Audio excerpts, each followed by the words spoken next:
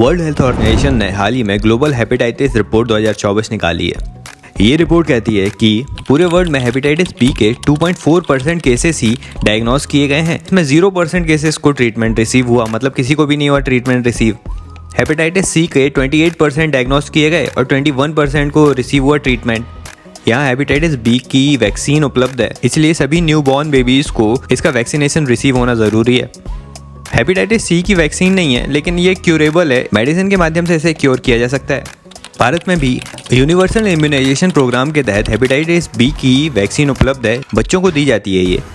और एडल्ट्स के लिए गवर्नमेंट का national viral hepatitis control program चल रहा है, जो high risk adults health care workers को वैक्सीन प्रोवाइड करता है। इसके तहत हेपेटाइटिस बी और हेपेटाइटिस सी दोनों के लिए ट्रीटमेंट चलाया जाता है, लेकिन अभी भी इसकी पहुंच बहुत कम है। बात करें हेपेटाइटिस रोग की, तो ये एक लीवर से संबंधित रोग है।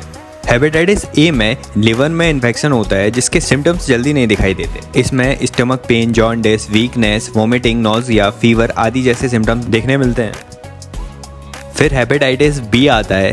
हेपेटाइटिस बी वायरस से होता है, जो इन्फेक्टेड पर्सन के ब्लड, सलाइवा, सिक्रीशन आदि के कांटेक्ट में आने से होता है। इसमें स्टमक पेन, टायर्डनेस, जॉन्डिस आदि सिम्टम्स हैं।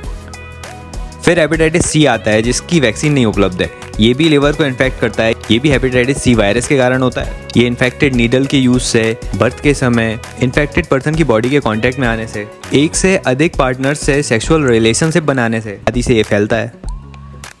अगला है हेपेटाइटिस डी। इसमें कुछ लिवर इलनेस होती हैं। हेपेटाइटिस डी वायरस है, ये इन्फेक्टेड ब्लड और वाउंड्स के कांटेक्ट में आने से होता है।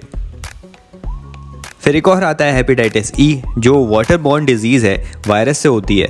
ये फूड, वाटर, टेंटेड ब्लड आदि से फैलता है। अब हेपेटाइटिस सी का वैक्सीनेशन उपलब्ध नहीं है, इसलिए 2020 में नोबेल प्राइज दिया गया था जिन्होंने इसकी मेडिसिन बनाई थी। 2 अमेरिकन थे ये, हार्वे जे अल्टर और चार्ल्स एम राइस, और साथ ही में ब्रिटिश साइंटिस्ट माइकल हॉटन को। तो बस इतना सा था ये लेक्चर।